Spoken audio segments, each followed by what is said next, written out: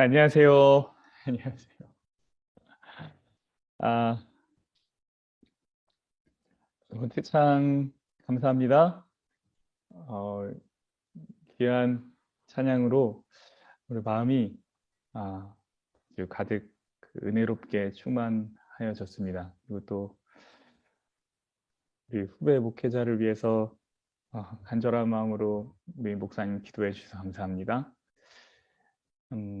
참 이렇게 부족한 사람을 하나님이 어쩌려고 여기 보내셨나 이런 생각을 많이 하게 됩니다. 우리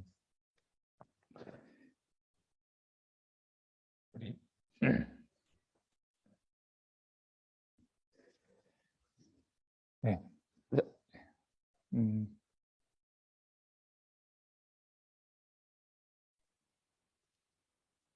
하나님의 부르심이 참 귀하다라고 생각이 들고, 주 안에서 선한 꿈을 꾸게 됩니다. 그래서 부족하지만 잘 섬기겠습니다. 네, 오늘 말씀을 함께 나누려고 하는데요. 오늘의 제목은 기도로 눈을 뜨는 아침이 아니고 사실은 기대로 눈을 뜨는 아침입니다. 제가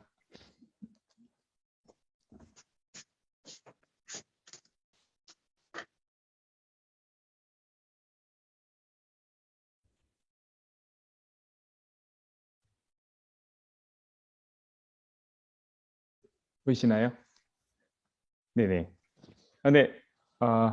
네, 중간중간에 조금 바꾸겠습니다. 왜냐하면 그, 네, 제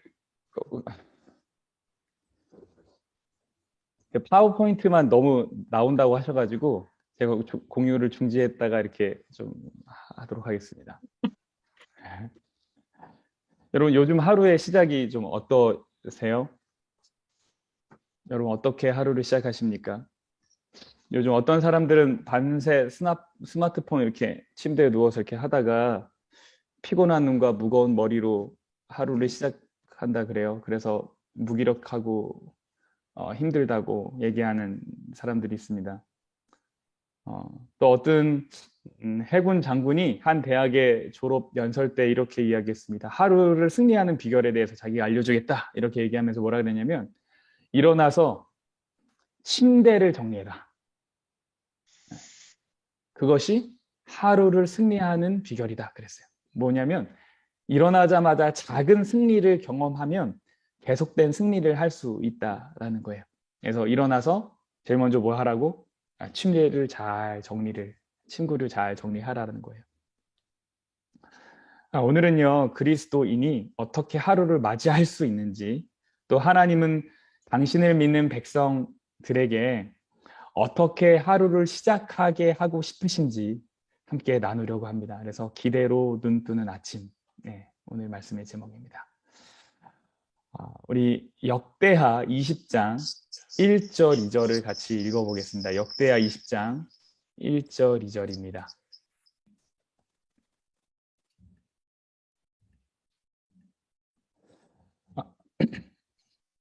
제가 읽겠습니다. 그 후에 모압 자손과 암몬 자손들이 마온 사람들과 함께 와서 여호사밧을 치고자 한지라. 어떤 사람이 와서 여호사밧에게 전하여 이르되 큰 무리가 바다 저쪽 아람에서 왕을 치러 오는데 이제 하사손다말 곧 엔게디에 있나이다 하니. 여러분 여호사밧은 유다 남방 유다의 네 번째 왕입니다. 네 번째 왕이에요.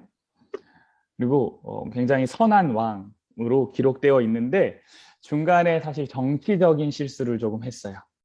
그게 뭐냐면 북방 이스라엘과 같이 이렇게 사돈을 이제 결혼 관계를 맺게 된 어떤 그런 정치적인 실수를 좀 하긴 했습니다.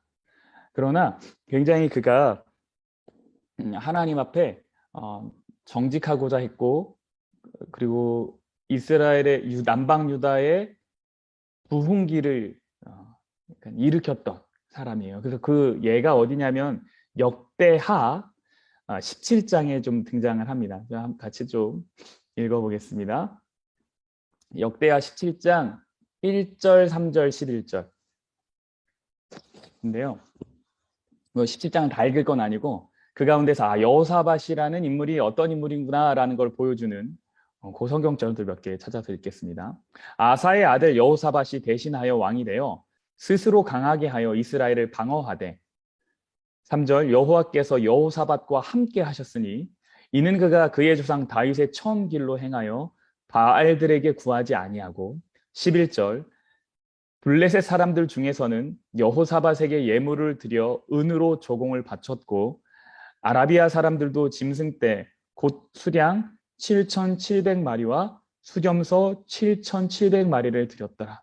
그러니까 여호사밧이 어땠냐면 먼저 했던 게 이 나라를 강하게 만드는 거였어요.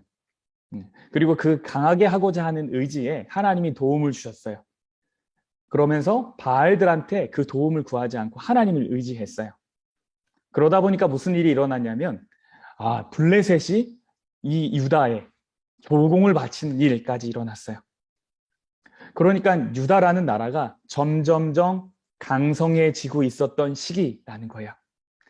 그런데 그때 무슨 일이 일어났냐면 우리가 처음에 읽었던 역대하 20장의 이야기가 일어난 거예요. 어떤 일입니까? 모압 자손, 암몬 자손, 마온 사람들이 연합을 해가지고 누구를 치고자 했어요? 여호사밧을 치고자 했던 것입니다. 지금 이제 글씨가 좀 작으셔서 좀 안 보이실 텐데 이렇게 하면 좀 보이실까요? 형광. 여기 이스라엘입니다. 이거 동그라미를 정말 형편없이 그려있네요. 여기 이스라엘이고요. 이제 마온이라고 나와 있는데 이 이후 성경절에 보면 이거 아람이라고 나와요. 그래서 이제 성경을 이제 복사하는 과정 가운데서 필사하는 과정 가운데서 좀 잘못됐을 것이다 이렇게 생각하는데 여기가 이제 아람입니다. 암몬이에요. 모압이에요. 그리고 여기가 유다입니다. 그러니까 지금 이렇게 연합군이 어디를 치러 오는 겁니까? 이렇게가 여기 치러 오는 거예요. 공격! 왜요? 유다가 너무 잘 되니까, 너무 커져가니까 공격하려고 했다라는 겁니다.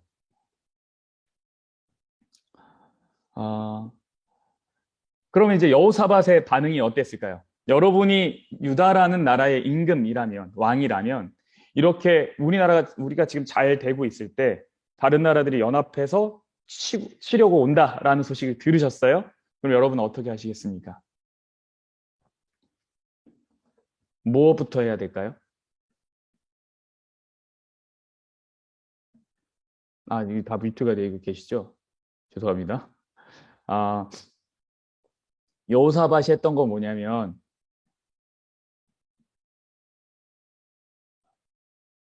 네.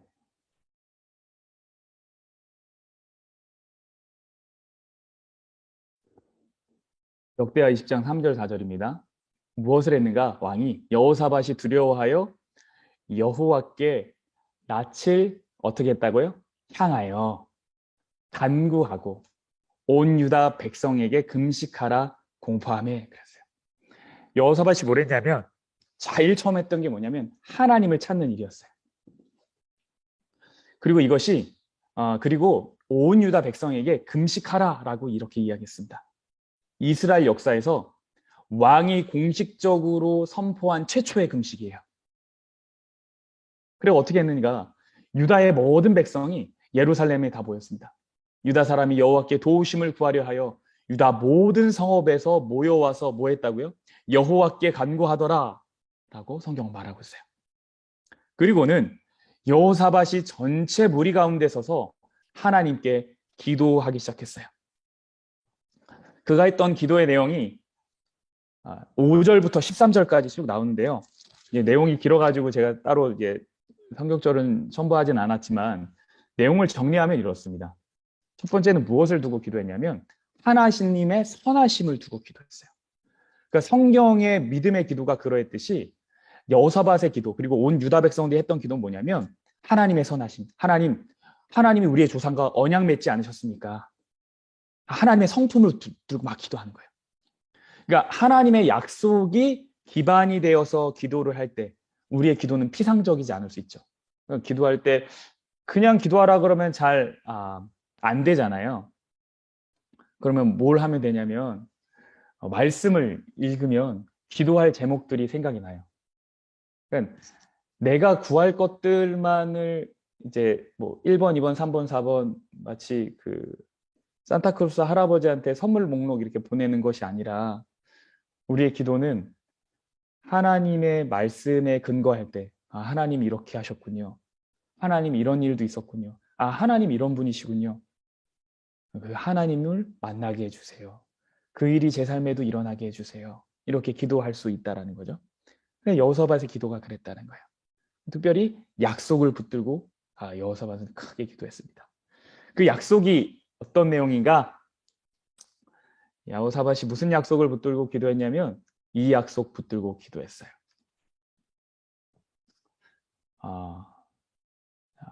역대하 20장 5절 6절에 다 같이 모였을 때 하나님께 기도합니다. 우리 조상들의 하나님 이러면서 기도하면서 기도하는데 특별히 그게 무엇을 붙들고 기도했는가? 역대하 6장 34절 35절입니다. 주의 백성이 그 적국과 더불어 싸우고자 하여 주께서 보내신 길로 나아갈 때에 그들이 주께서 택하신 이 성과 내가 주의 이름을 위하여 건축한 성전 있는 쪽을 향하여 주께 기도하거든. 주는 하늘에서 그들의 기도와 간구를 들으시고 그들의 일을 돌보시옵소서. 이거 누가 했던 기도인지 혹시 아십니까? 솔로몬이 예루살렘 성전 건축하고 하나님께 이제 드릴 때 했던 기도예요. 이 기도가 너무너무 필요한 때죠. 그렇죠? 그래서 여호사밧도 그렇게 약속을 붙들고 기도했다라는 겁니다. 그리고 이 모든 기도의 핵심에 뭐가 있었냐면 이것이 있었어요. 역대하 20장 12절 다시 여호사밧의 기도로 돌아갑니다. 이렇게 기도했어요. 우리 하나님이여 그들을 징벌하지 아니하시나이까. 우리를 치러 오는 이 큰 무리를 우리가 대적할 능력이 없고 어떻게 할 줄도 알지 못하고 오직 주만 바라보나이다 라고 했어요. 이런 왕이 이렇게 기도한다라는 것이 전 참 대단하다고 놀랍다라고 생각했어요. 많은 사람이 특별히 리더들이 사람들 앞에서 자신이 이끄는 그룹 앞에서 뭐 하지 않게 기도하려고 하냐면 약해 보이지 않게 기도해요. 약해 보이고 싶지 않아요. 이게 다 약간 또 일종의 허세가 좀 있어야 된다고. 나 괜찮습니다. 감당할 수 있습니다. 뭐 이렇게 해야지 또 우리 리더, 우리 왕 이렇게 할 것 같은데 왕이 백성들 다 모아놓고 뭐라고 기도하면 대표 기도하는데 하나님 어떡하죠? 저 아무것도 할 줄 모른다고. 도대체 어떻게 해야죠? 이렇게 기도하는 거예요. 주님만 바라봅니다. 라고 기도한 거죠. 종종 우리의 무능력하며 정말 그런 기도가 능력이 될 수 있습니다. 이후에 좀 살펴보겠지만 그럴 수 있어요. 이렇게 솔직하게 하나님 앞에 기도하니까 이스라엘 백성들이 그 마음에 감동이 있었던 것 같아요. 여기 동참해요.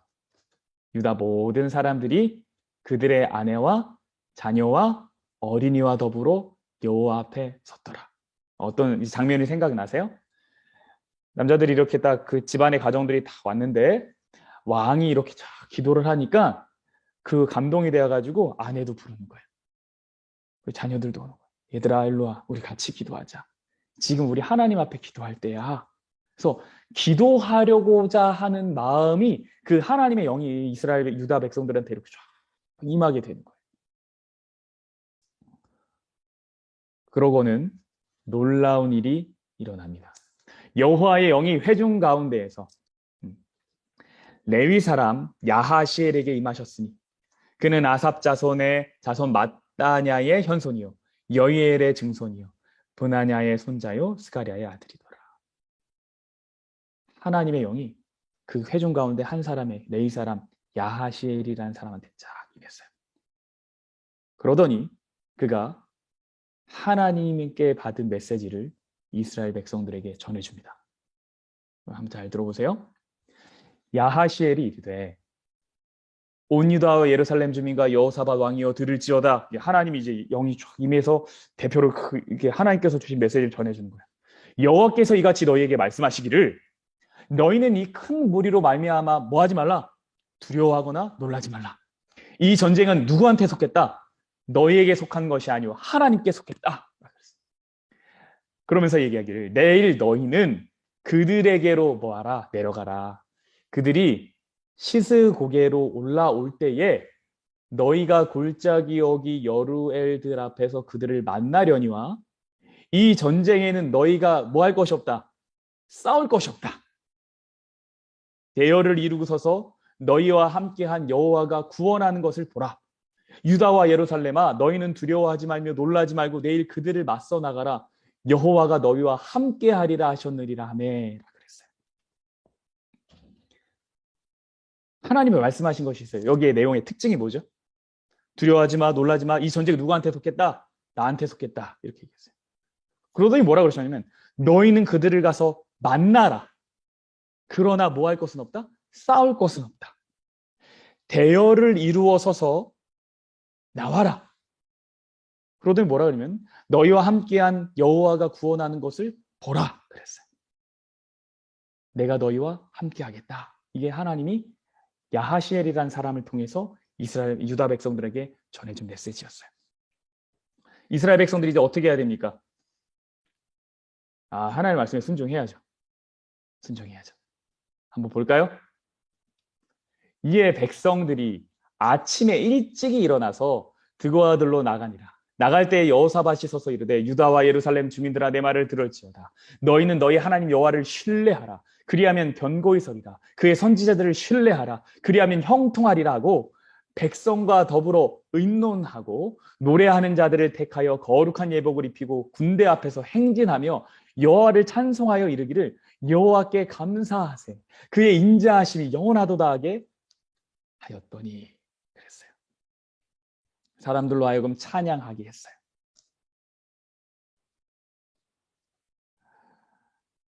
그리고 그 말대로 대열을 낮추고 나아갔습니다.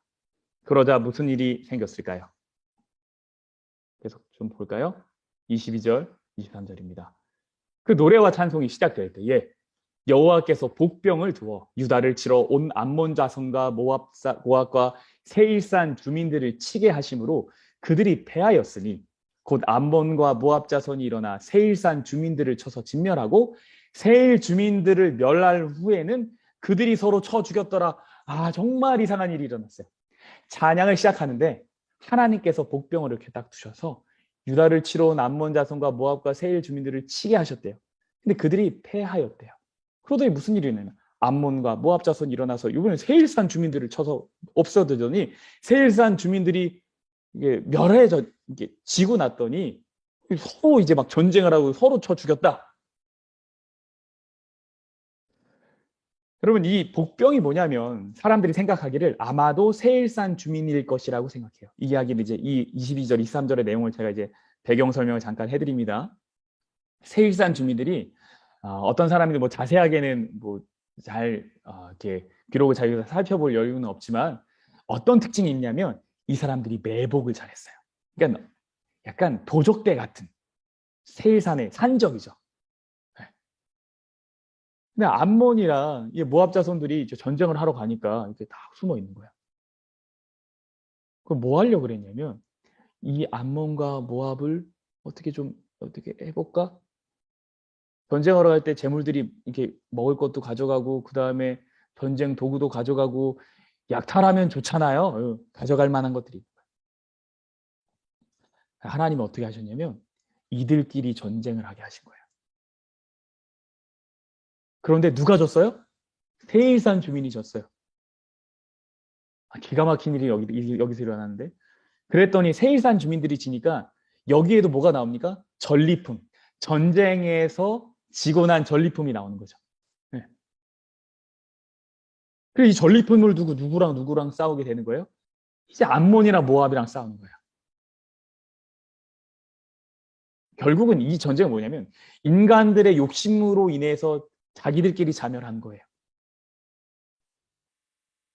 그래서 전쟁이 끝났습니다. 이걸 누가 보고 있는 거예요? 유다 백성들이 보고 있는 거예요. 자, 이것이 여호사밧의 유다를 연합군이 점령하려고 했을 때, 전쟁하려고 했을 때 하나님께서 지키셨던 일입니다. 그들을 구원했던 방법입니다.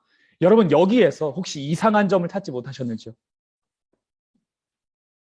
이 이야기에서 혹시 이상한 거 찾지 못하셨나요?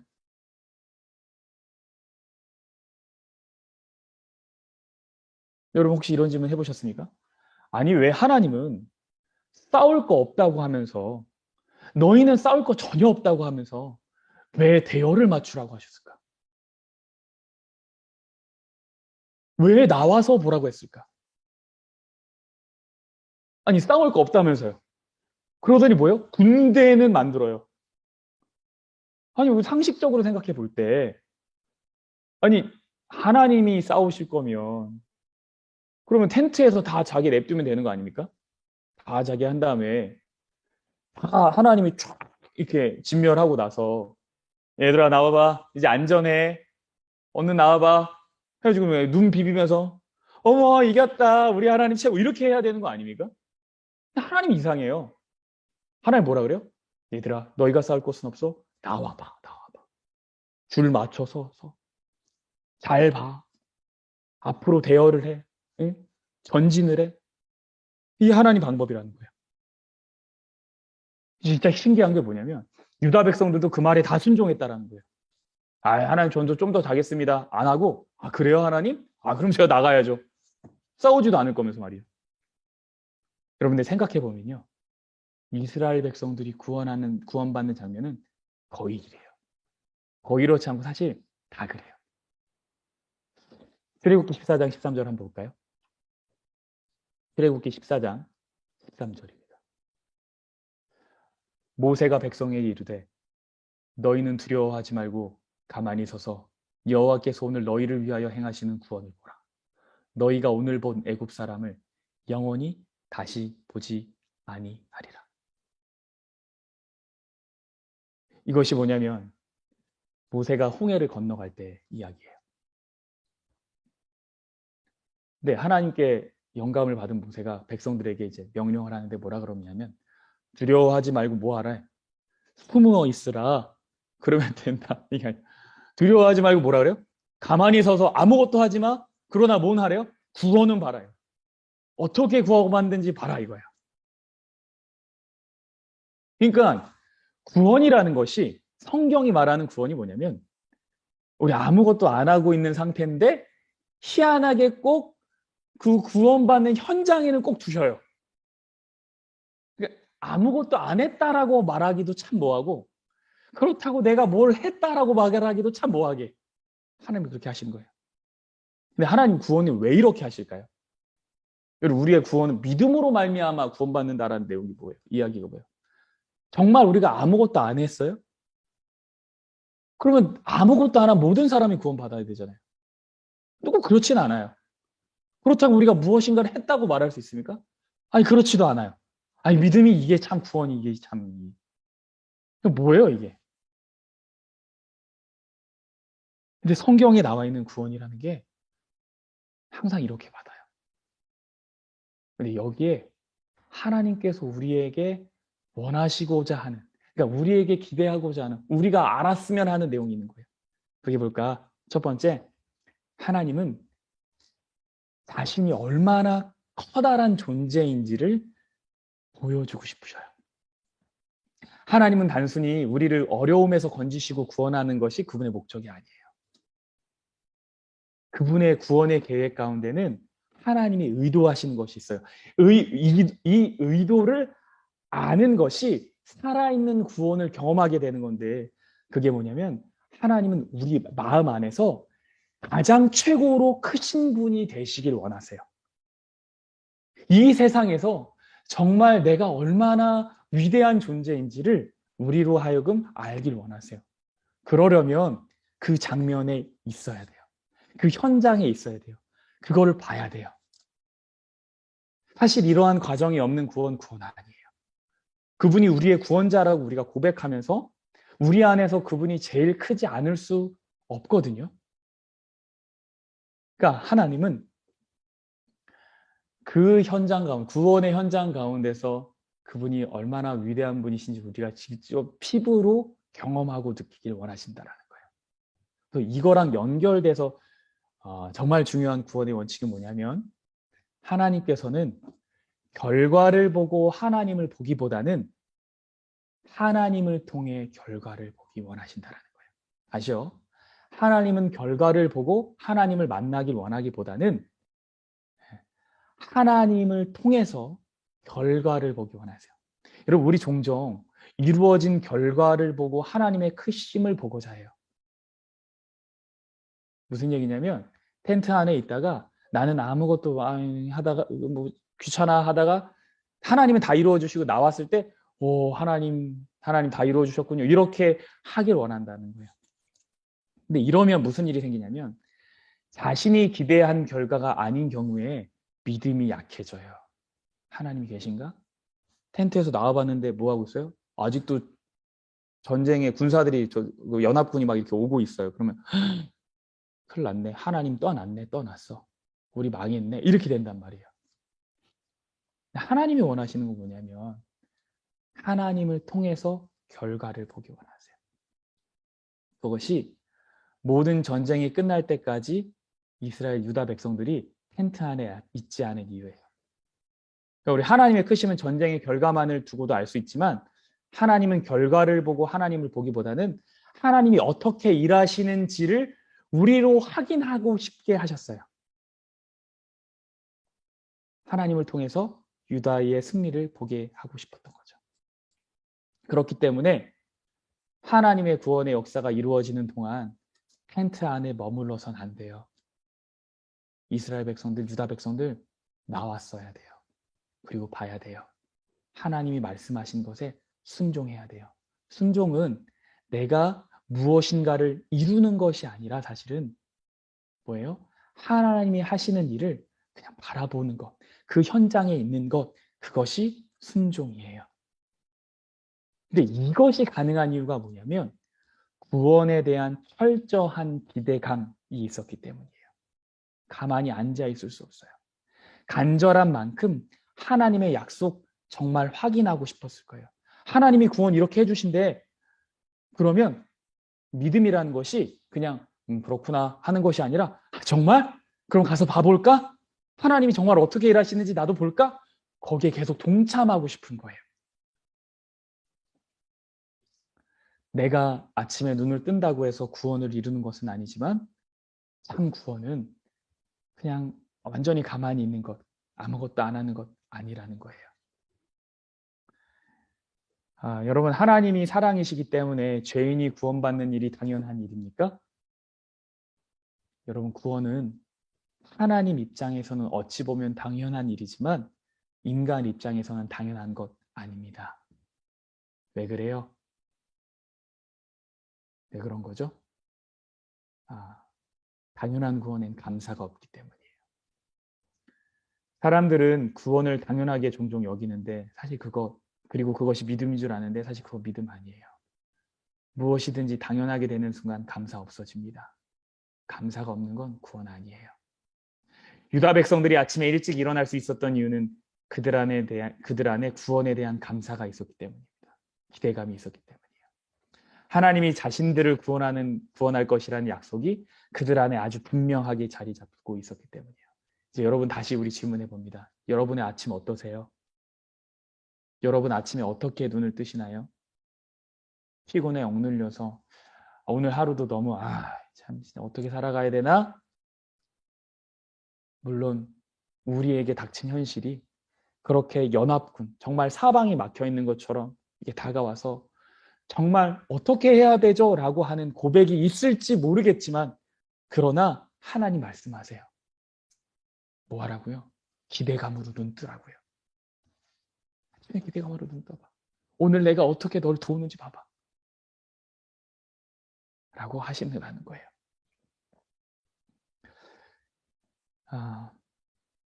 여러분, 우리를 향한 하나님의 계획이 있기 때문에 오늘 하루도 우리가 일어난 거예요. 두려워 말라고 말씀하시면서 내가 함께 하겠다라고 약속하신 거나 마찬가지예요. 그러니 아침에 기대감을 갖고 눈을 뜨셔도 됩니다. 하나님이 당신을 믿는 백성들이 아침에 어떻게 일어나길 원하시는가? 아주 커다란 기대감을 갖고 눈을 뜨기 원하세요. 하나님, 나 오늘도 하나님이랑 같이 하루 시작합니다. 하나님, 나를 향해서 무엇을 하실지 제가 보길 원합니다. 제가 그 구원의 일에 제가 동참하길 원합니다. 하나님, 제가 보게 해주세요. 아주 커다란 기대감을 가지고 우리 눈 떠도 됩니다. 이사야 12장 2절에 이사야 선지자가 포로로 잡혀가는 백성들에게 이렇게 이야기했어요. 보라, 포로로 잡혀가는 백성들에게 말하는 거예요. 보라, 하나님은 나의 구원이시라. 내가 신뢰하고 두려움이 없으리니 주 여호와는 나의 힘이시며 나의 노래시며 나의 구원이십니다. 여러분, 그러므로요. 여호사밧처럼 내 주변이 환경이 어떠하든지 상관없이, 이사야처럼 우리가 어떠한 상태이든지 상관없이 하나님은 오늘도 나를 구원할 그분을 기대하라고 이야기하고 있어요.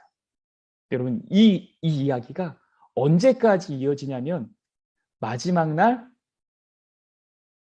예수님의 재림의 때 대쟁투의 이야기에서도 동일하게 이루어져요.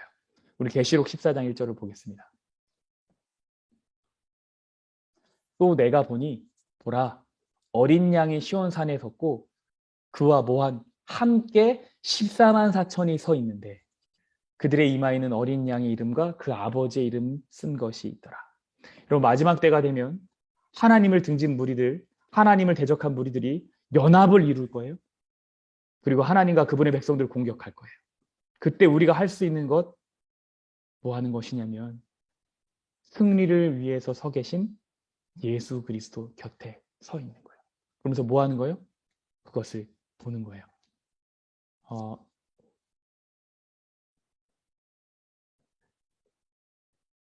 12장 17절에 있는 말씀, 계시록 12장 17절에 있는 말씀도 제가 읽겠습니다. 용이 여자에게 분노하여 돌아가서 그 여자의 남은 자손, 곧 하나님의 계명을 지키며 예수의 증거를 가진 자들과 더불어 싸우려고 바다 모래 위에 섰더라. 싸움의 장소에 우리 제외되지 않아요. 전쟁의 현장에 우리 제외되지 않아요. 그것 구원 아니래요.